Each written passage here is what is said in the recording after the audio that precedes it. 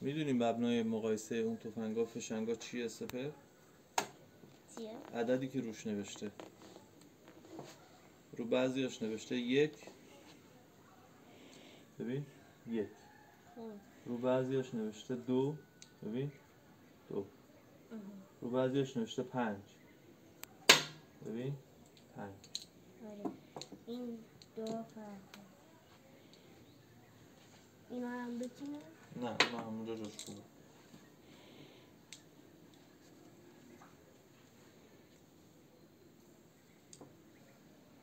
خب حالا میتونی بیای کنار. مثل این دو باشم؟ نه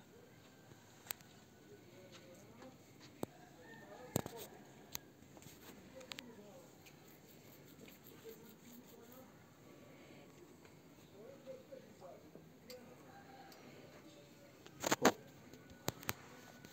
اول بریم سراغ کدوم؟ اول سراغ این قرمزه. اونا که ساچمه نمره 1، ساچمه داخلش درشترینه. ساچمه شماره 2 5، اونم 5. البته 3 4 و 6 و 7 هم موجوده. معنی این عددا چیه؟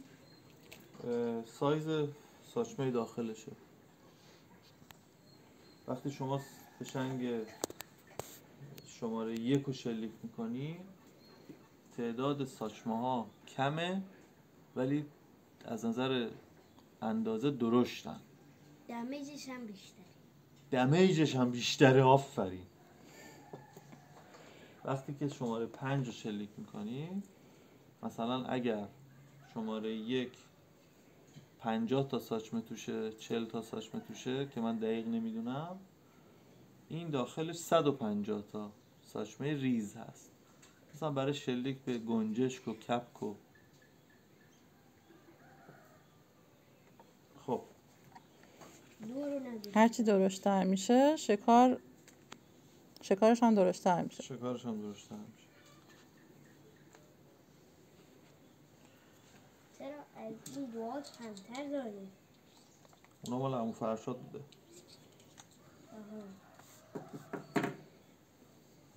خب تفنگ اصطلاحاً 5 تیر پرون، برند توران، ساخت کشور ترکیه و اسلحه در سلامت کامله. نحوه مسلح کردنش به این صورته که از زامن، این الان رو زامنه با این دکمه، یعنی ماشه شلیک نمیکنه. وقتی میدیم پایین ماشه شلیک میکنه. این پایین باشه، گلنگدن رو میکشیم بیرون. خب این تیر خالی داخلشه. معمولا من یه دونه پوکه خالی داخلش میذارم که وقتی ماشه شلیک میشه سوزن به یه جایی برخورد بکنه، زورش گرفته بشه و این دهانه رو گشاد نکنه، دهانه‌ای که سوزن ازش میاد بیرون.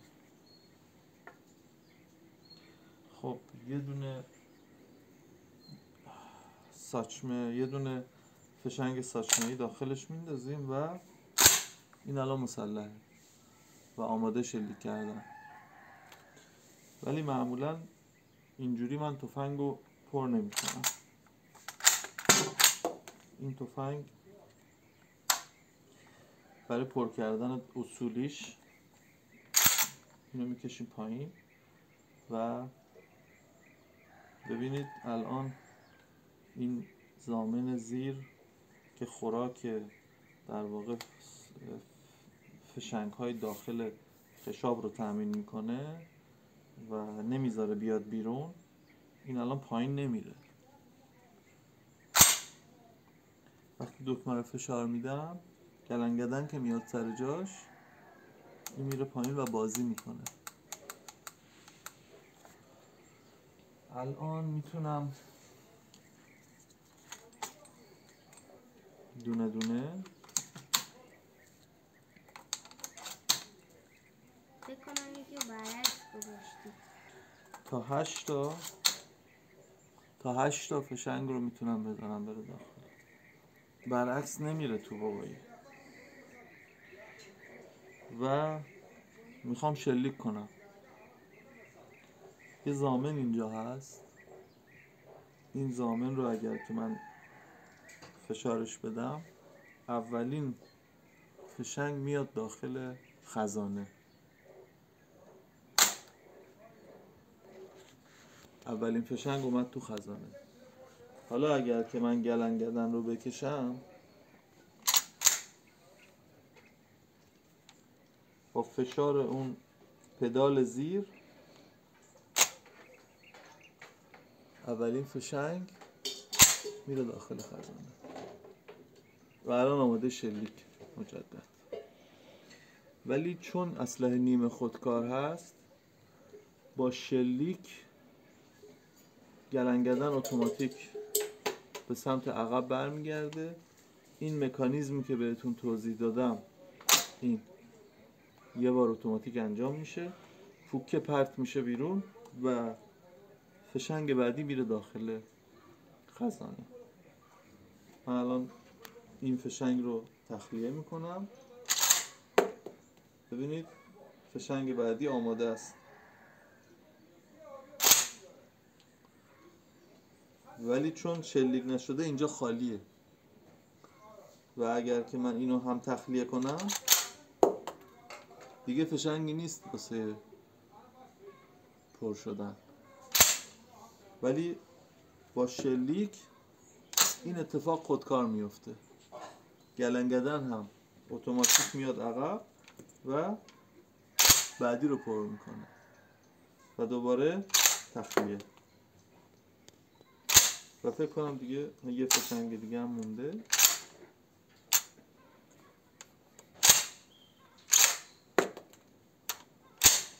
برای چک کردن این که تفنگ خالی هست یا نه هم باید گلنگدن رو به عقب برگردونیم و انگشت داخل جان لوله و نشون میده که فشنگی داخلش نیست و سیف هستش.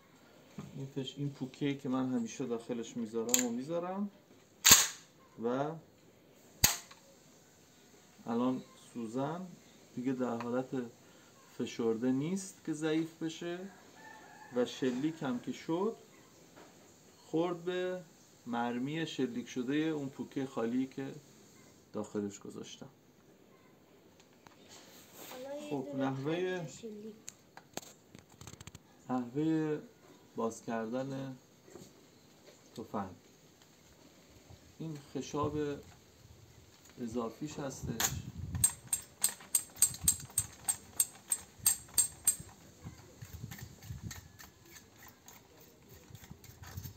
این خشاب رو من باز میکنم،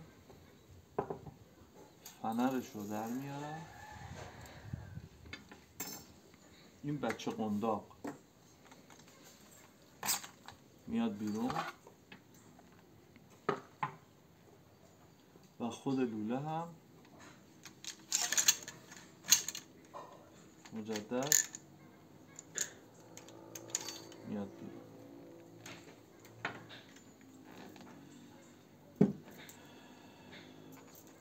در تفنگ‌های 5 تیر پرون این ضامن با انبردست میاد بیرون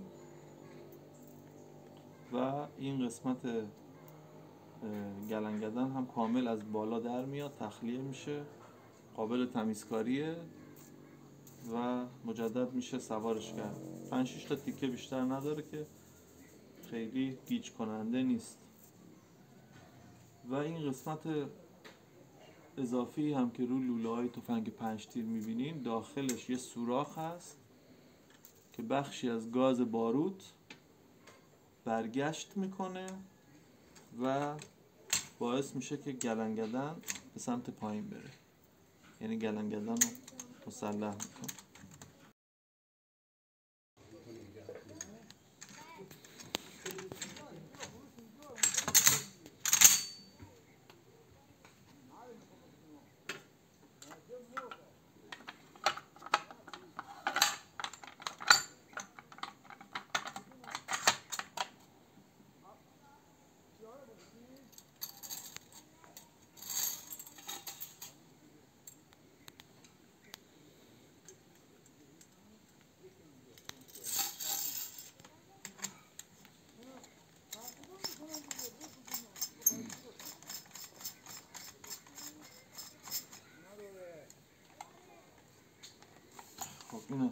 نشتیر نیمه خودکار الو.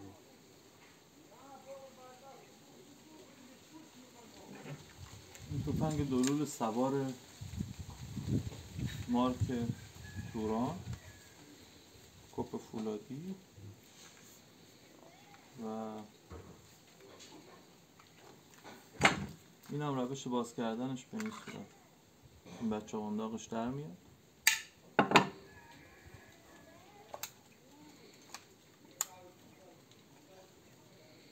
جدا میشه از هم دیگه و مجدد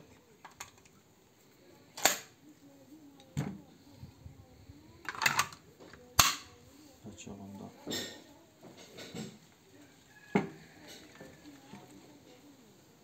البته توی این تفنگ شما 8 تا تیر رو پشت سر هم با شلیک هر بار چکوندن ماشه شلیک میکنید.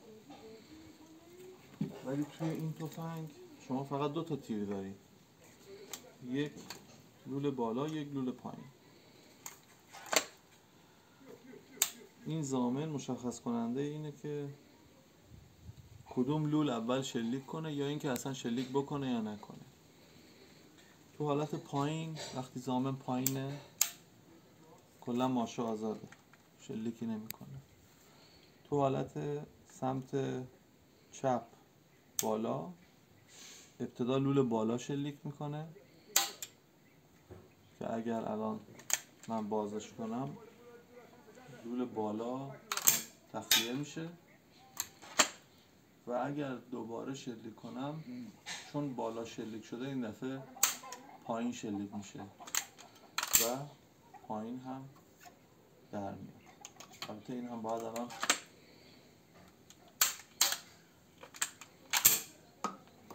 اجکت میشد که الان شد.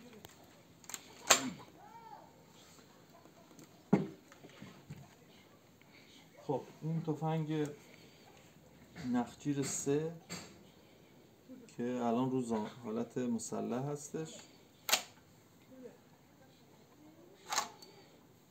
گلنگدنش به این صورت تخلیه میشه.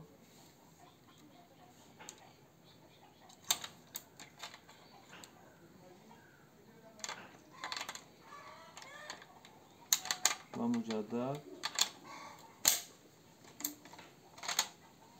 میشینه سر جاش. حالا اگر که ما بخوایم مسلح نگهش داریم فقط گلنگدن رو میخوابونیم که الان شلیک میکنه دیگه. ولی اگر بخوایم تفنگ رو نگهداری کنیم و فنرش تحت فشار نباشه ماشه رو نگه میداریم و گلنگدن رو میخوابونیم دیگه، تحت فشار نیست و شلیک هم نمیکنه. نکته بعدش اینه که وقتی تفنگ مسلحه شما یه ضامن دارید اینجا. این ضامن در حالت وسط فقط ماشه رو آزاد میکنه.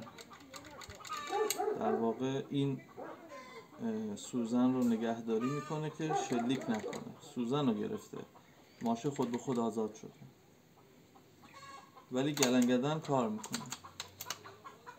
اگر که سمت راست بخوابونمش هم ماشه آزاده هم گلنگدن قفله دیگه، گلنگدن هم کار نمیکنه.